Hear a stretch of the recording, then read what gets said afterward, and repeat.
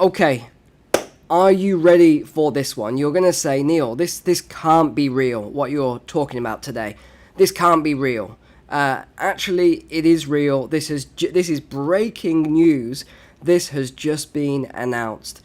I mean, Keir Starmer has got to be the worst Prime Minister in British history, and he just makes it worse and worse and worse every day. Just when you think he can't do anything more insane, he goes and does this. Are you ready? Here we go. Veterans aged 65 told to prepare for war. This is not a joke. It's out of the Telegraph. This just came out. MOD is set to increase the age at which retired soldiers or the Strategic Reserve can be called upon. This is for war. I can't even get my head around this.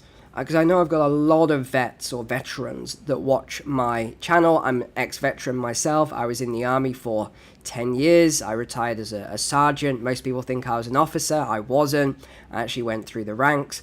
Let me just clarify one point on that, actually, because some people say, Neil, I saw you at Sandhurst and things like that. I did actually go to Sandhurst very briefly, and I felt that it wasn't for me, which is the Officer Military Academy, and I felt that it wasn't for me, so I actually went as a regular soldier. I wanted to do special duties and stuff like that, and I just didn't think I'd ever be able to do that sort of stuff as an officer. So there you go, you got a little bit of background there, just so we can clarify any of this stuff. But this is insane. What we are seeing now is insane, and I want to break down a lot of stuff with this, okay? This has just come out, so it's still very fresh, but I want to break down a lot of stuff. Let's start with what they've said, and then let's talk about some of the demographics of this age group and who's in the military and a lot of other things, and it'll all start to click together. Military veterans at age 65 face being mobilized under new powers to prepare the armed forces for war. Let me show you the article as we go through. The government is set to increase the age at which the nation's pool of retired soldiers can be called upon from 55 to 65 years old. Let me just speak into that a second, because they actually talk as well, not in this report, but they've already mentioned where the British soldiers are going to be deployed to. And it's crazy talk. So now there's these three fronts that they're talking about. One of them is the biggest one, Ukraine. They want 40,000 British troops to go to Ukraine. This is madness, okay? Absolute madness. I will not be going, let me just tell you that. They can call me up, they can throw me in prison, they can do whatever they want. I am not going to be meat for the grinder in Ukraine. So let's get that one out of the way. Crazy. The second one now is they're preparing to send troops to Greenland. Okay? I ain't going to Greenland as well. Freezing my arse off in Greenland. No thank you. I'm quite fine in the heat. So that's the other thing. I'm not going to go back anyway. And I know that, especially when I'm traveling, I meet loads of ex-military who are retired now. Some of them are living in, all sorts of exotic places. They're not going back. 65 years old. Let's think about this for a second. At 65 years old, if you are retired, you are not in the peak of your fitness. Let's just say that. How are you going to, no disrespect to anyone, look, I'm getting older myself, okay. How am I going to go up against, let's say, a massive 25-year-old Russian guy who's absolutely hell-bent on taking me out, especially at 65 years old? It's not going to happen. They are just losing their minds. The government is losing control. They're coming up with all sorts of things. It's crazy. Let's carry on with this. The new measures are being introduced as part of a new armed forces bill, which will be published in Parliament later. Okay, and again, they're showing the chart here. This is the size of the army. Yes, there's a reason the army's dropping. People don't want to go to Ukraine and all these other places. If you speak to most people, most most people on the street, right? At your church, wherever it is, at your workplace, at your community, in the gym, at your martial arts club, whatever it is, most guys are very similar thinking to me, right? And I think that's why so many people subscribe to this channel. In fact, if you're not subscribed to the channel, excuse me, and you're kind of fed up with all the mainstream media nonsense and all the lies, you'll fit right in here. Scratchy throat. Because I really dig into all of this. You know, the state of the world, geopolitics, economics, and all... Gosh, my throat, sorry. Been scratchy. So anyway, if you like this sort of stuff, make sure to subscribe so you don't miss what's coming next. Where was I going with that before I just got a really sore throat there? Excuse me. So, yeah, this is... Let's go back to the article. I lost my trail there. Here we go. So the changes are going to make it easier to mobilize tens of thousands of former military personnel. The army shrunk to its smallest number in more than 200 years, with just over 70,000 full-time, fully trained troops, which are ready to deploy to the front line. Under existing rules, the retired soldiers can be called upon in a national danger, great emergency, or attack in the UK. However, under the new changes, this will be lowered to warlike preparations, which is already the threshold which is currently in place.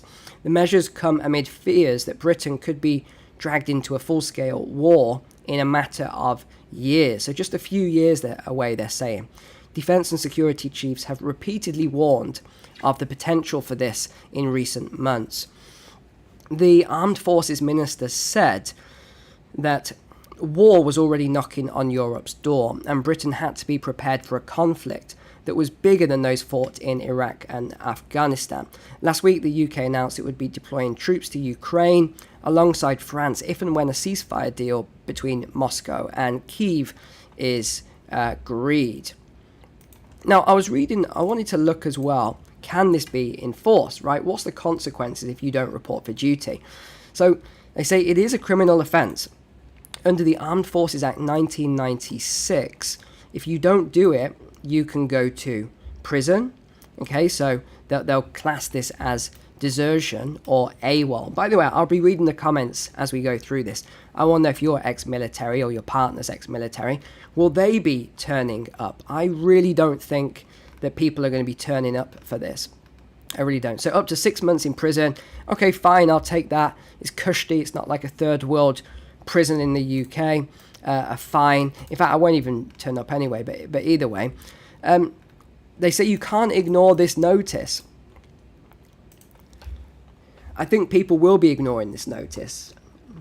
I'm looking at the comments as we go through here.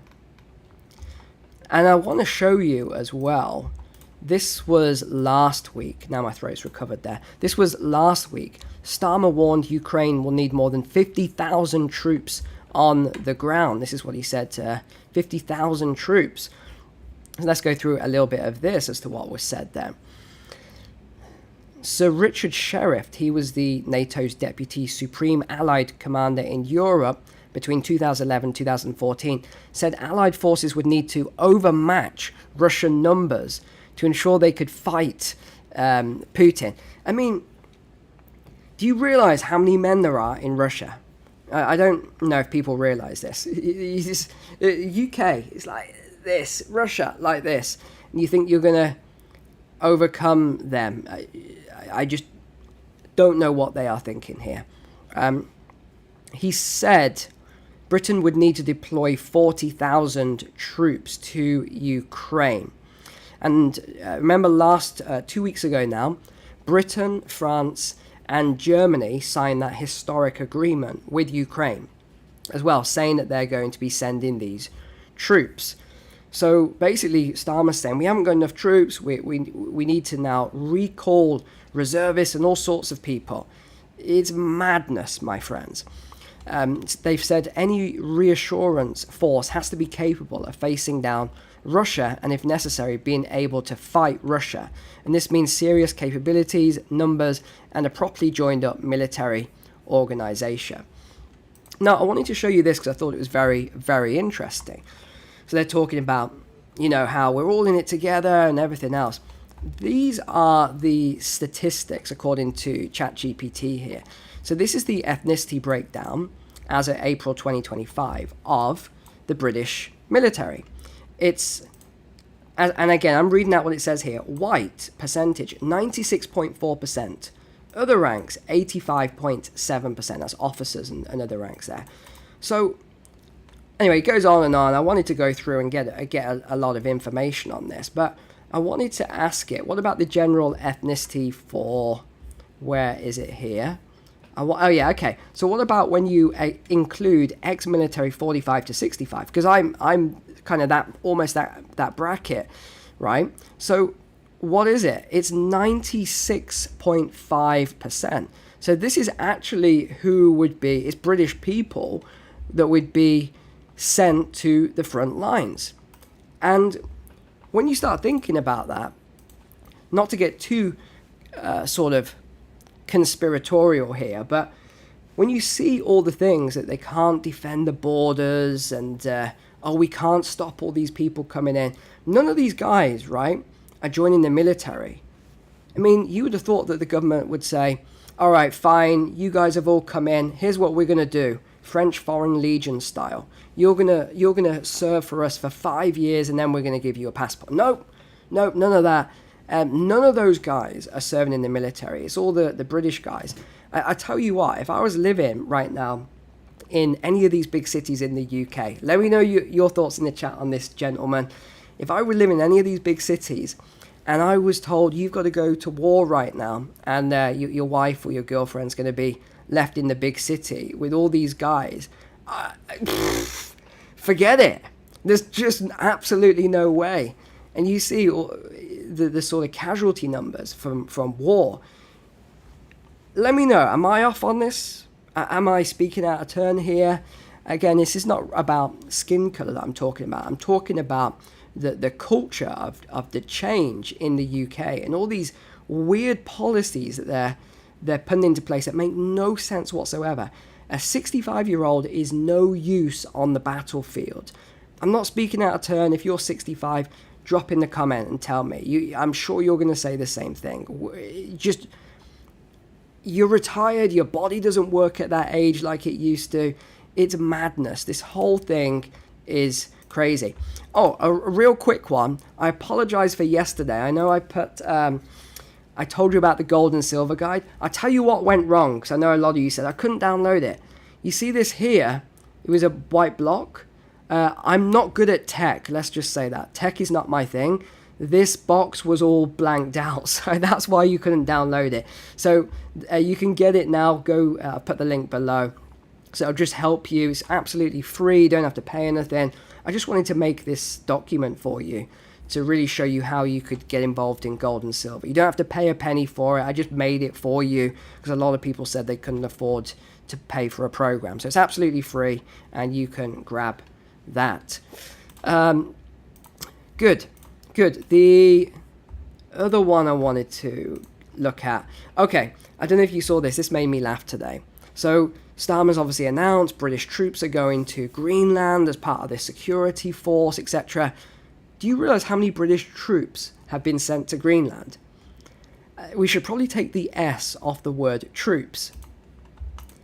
British officer among troops sent to Greenland is one soldier. The UK could only muster up one soldier to send to Greenland. That's it. And on another topic, staying with Keir Starmer though, do you know that they've now announced, I haven't covered all of this, they've now announced 27 elections in the UK are now cancelled for May. That means 4 million British citizens will not be able to vote when you should be able to vote this May. This is absolutely just unheard of in a democratic society. 27 now of all the regions have cancelled their elections. And they're predominantly Labour councils as well, because they know they're going to lose. They know that Reform are going to take all of their seats, and they know, just like yesterday's video, I talked about how they've gone against the will of the people. And I feel as though, especially the younger generation, don't really understand how politics is supposed to work. And I read a book a long time ago. It's based on... It was I can't remember who it was by, but he was a Greek philosopher, and he was talking about Athens and how the best politicians and why it works so well was because they were selected by the people. They didn't want to be politicians, right? And the book was talking about how the politicians who were the worst were the ones that wanted to be politicians. So it was the best politicians were the ones that didn't want to be politicians. Anyway, it's a really interesting book. Okay, thank you for the super chat there. Really appreciate that. That's great. But yeah, this book was all about the political, how they did it at the time in Athens, and I just thought it was fascinating that people don't seem to understand how politics is supposed to work. A politician is a servant of the people. That is what they are. They are a servant of the people. But for some reason, they've got it warped in their mind that these politicians think they are there to lead and tell the people what to do. That's not what it's not in a democracy. That's not how it's supposed to be. So this is the real big problem that we have for the UK now. Huge problem, and it's only getting worse. You see, it started with this amount of councils, then it was bigger, now it's 27, and we've still got 4 months before the elections. I just can't see this working. I really can't. They're just going to keep cancelling more and more elections. Oh yeah, back to my point. So there were the will of the people. 1 million people signed the petition to call for a general election. 10% approval rating for Keir Starmer. No one wants him in power. No one wants Labour in power. And yet they refused to do the debate in the House of Commons. They refused. In fact, they didn't even turn up. It was just a side room. They had a chat. It went on for 2 hours and 33 minutes, I know. And they ignored the will of the people. And this is why this summer is going to be crazy. You think last summer was bad. Just wait until this summer. It's all going to kick off. It really is.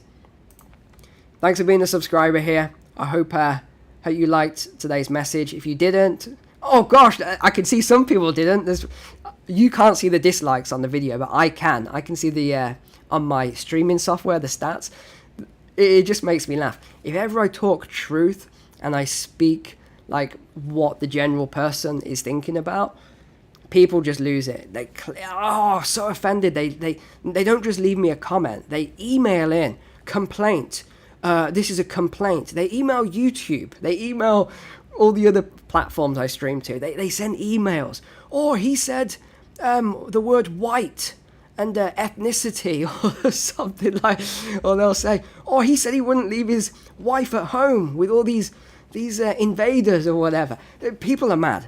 They're absolutely, they've lost their mind. They're so BBC, like, watch the BBC every day. So make sure to click the like button, share the video, whatever. Let's cancel out the dislikes on the video. And yeah, make sure to subscribe. See you on the next one. Bye for now. God bless.